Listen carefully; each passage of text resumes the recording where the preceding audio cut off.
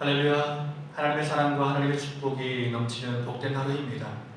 이 하루 하나님을 찬양하고 예배하며 만나는 모든 사람들에게 예수 그리스도를 증거하는 아름다운 하루가 되기를 간절히 축원합니다. 인간이 가진 것은 영원한 것이 아닙니다. 오직 주님 안에 있을 때만 영원한 것을 누릴 수 있습니다. 우리가 주 안에 깨어있지 않는다면 하나님께서 우리에게 주시고자 하시는 영원한 은혜와 축복을 소멸할 수도 있습니다. 그러므로 항상 우리는 주 안에서, 성령 안에서 깨어있는 믿음의 백성이 되어야 할 줄 믿습니다. 열왕기상 10장의 말씀입니다. 솔로몬이 가진 은혜와 축복들을 나열합니다. 첫 번째는 스바 여왕이 솔로몬을 방문했던 이야기를 기록합니다. 스바의 여왕이 솔로몬의 명성을 듣고 어려운 문제로 그를 시험하고자 찾아옵니다. 수행하는 자들은 심이 많았고 향품, 많은 금과 보석을 낙타에 싣고 왔습니다. 여왕이 묻는 모든 말에 솔로몬은 지혜롭게 다 대답합니다. 여왕이 그의 지혜와 모든 것을 보고 소문이 과장이 아님을 알게 됩니다. 이렇게 솔로몬의 위대한 능력을 본 여왕은 하나님을 송축하며 찬양합니다. 그가 금 120달란트와 심이 많은 향품과 보석을 왕에게 드리고 오빌에서 히람의 배를 통해 많은 금과 백단목과 보석을 운반하여 왔는데 솔로몬이 백단목으로 여호와의 성전과 왕궁의 난간을 만들었습니다. 노래하는 자를 위해서 수금과 비파를 만들고요. 솔로몬이 왕의 규례대로 스바의 여왕에게 물건을 주고 그가 소원하는 모든 것들보다 더 많은 것들을 주었습니다. 두 번째는 솔로몬의 재산과 지혜에 대해서 말씀합니다. 솔로몬이 1년에 세금으로 거두었던 금의 무게는 666달란트였습니다. 약 22톤 정도의 무게의 금입니다. 솔로몬이 금으로 큰 방패를 만들었는데 600세겔, 이거를 킬로수로 계산하면 6.8kg인데 큰 방패가 200개, 그리고 작은 방패, 이것은 약 1.7kg 정도의 무게인데 작은 방패가 300개를 만들었습니다. 이것들을 레바논 나무 궁에 두었습니다. 상하로 보좌를 만들고 그 위에 정금으로 입혔습니다. 보좌에 6층계가 있었는데 양쪽에 두 사자를 두어서 12사자의 모양이 있었습니다. 모든 그릇은 금그릇, 은그릇은 없었습니다. 은은 그때 귀한 것이 아닐 정도로 흔한 것이었습니다. 다시스 배로 3년에 한 번씩 보내어 금과 은과 상아, 원숭이, 공작 등을 실어왔습니다. 온 세상 사람이 다 하나님께서 솔로몬의 마음에 주신 지혜를 들으며 얼굴을 보기를 원했습니다. 그들이 예물을 가지고 솔로몬을 찾아옵니다. 솔로몬의 병거를 보면 1,400대가 있었고 마병은 12,000명이 있었는데 일부는 병거성에 두고 일부는 예루살렘 왕 곁에 두었습니다.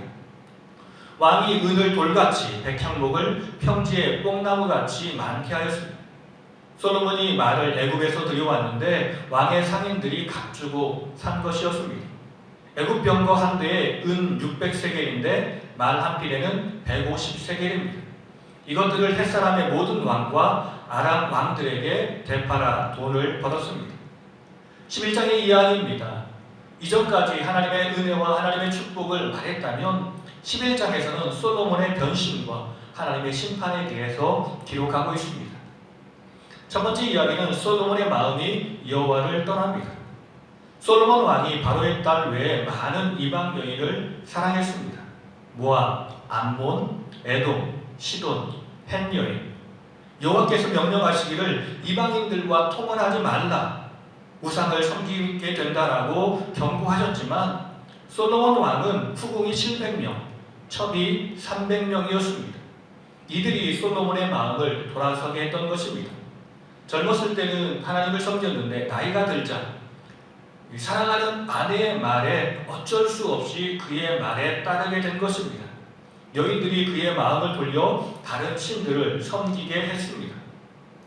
시돈 사람의 여신 아스타롯, 암몬 사람의 밀공을 따르게 했고요. 모압에 가증한 것, 그모스를 위해서 예루살렘 앞산에 산당을 짓게 했습니다. 암몬 자손에 가증한 몰록을 위해서 그와 같이 행했고요. 이방 여인을 위하여 한 것이었습니다. 그들이 자기의 신들에게 분향하며 제사했습니다. 하나님을 예배하는 백성들 가운데 수많은 우상들이 세워진 것입니다. 여호와께서 솔로몬에게 노하십니다. 여호와께서 솔로몬에게 이전에 2번이나 나타나셔서 말씀하셨는데 3번째 나타나셔서 이 나라를 내게서 빼앗아 내 신하에게 주리라 라고 말씀하십니다. 다윗을 위하여 너를 생각하사 내 아들의 손에서 빼앗으려 한다. 그러나 한 지파는 다윗을 생각해서 남겨두겠다라고 말씀하십니다. 솔로몬의 대적을 기록합니다. 에돔 사람 하닷인데요, 왕의 자손으로 에돔에 거한 사람이었습니다. 그가 솔로몬을 대적합니다. 요압이 에돔을 진멸할 때 어린 하닷이 애굽으로 도피합니다. 애굽왕 바로가 하닷을 사랑해서 자기의 처제 다브네스의 아우를 그의 아내로 주었습니다. 하닷이 아들 그누밧을 낳습니다. 그누밧이 바로의 궁에서 바로의 아들 가운데 자랍니다. 하닷이 다윗의 죽음을 알고 이제 고국으로 돌아옵니다. 엘리아다의 아들 르손이 다윗의 소밧 사람을 죽일 때 르손이 사람을 모아 왕이 되었습니다. 여로보암에게 하신 여호와의 말씀. 느밧의 아들 여로보암, 그는 에브라임 족속 스레다 사람, 어머니는 수루하였습니다. 그가 솔로몬을 대적하게 된 이유를 설명하고 있는데요, 솔로몬이 밀로성을 건축하고 다윗 성읍을 수축할 때 여로보암은 일의 감독관이었습니다. 여로보암이 실로 사람 아히야를 길에서 만나고 아히야가 자기가 입고 있는 새 옷을 12조각으로 찢어서 여로보암에게 이 10조각을 가지라라고 말합니다. 다윗을 위해서는 한 조각만 남겨두리라 라고 말씀하십니다. 왜냐하면 그가 시돈 사람의 여신 아스다롯, 모압의 신 그모스, 암몬 자손의 신 밀곰을 경배했기 때문에 그렇습니다. 내 법도와 내 율례를 행하지 아니하였기 때문에 그렇습니다.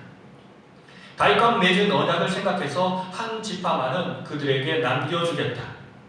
이제 너를 이스라엘 왕으로 삼아주리라 라고 말씀하시며 너는 모든 일에 순종하고 내 율례와 명령을 지키면 다윗을 위하여 세운 것 같이 너를 위해서 견고한 집을 세우시겠다라고 말씀하십니다.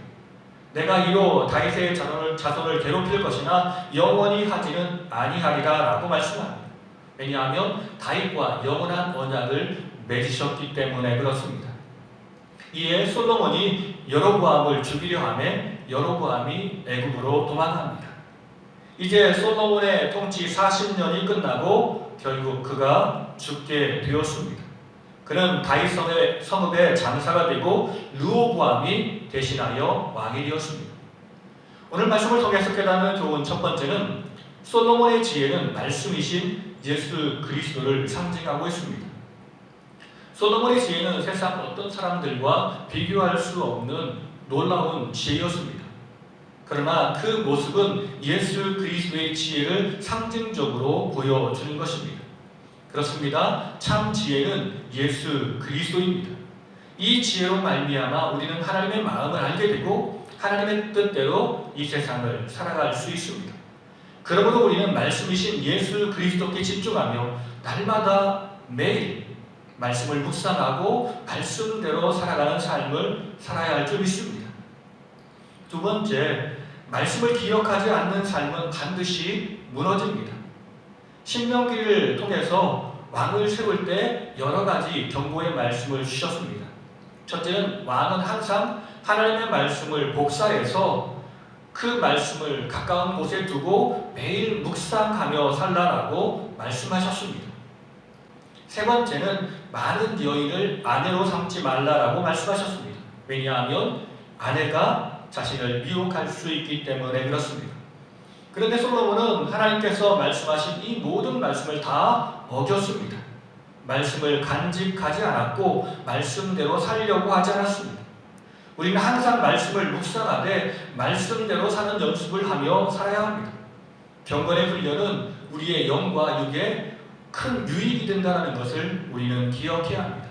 오늘 이 하루가 이 말씀이신 예수 그리스도께 집중하며 말씀대로 살아 주의 영광과 주의 능력을 선포하는 복된 하루가 되기를 간절히 축원합니다. 같이 기도하시겠습니다.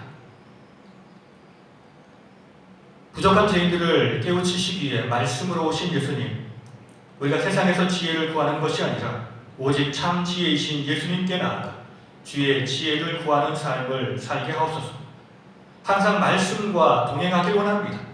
매일 말씀을 묵상하며 말씀대로 살길 원합니다. 주여 내게 진리의 빛을 비추어 내가 이 세상 살 동안 악한 길로 나아가지 않도록 우리를 강한 손으로 붙들어 주옵소서.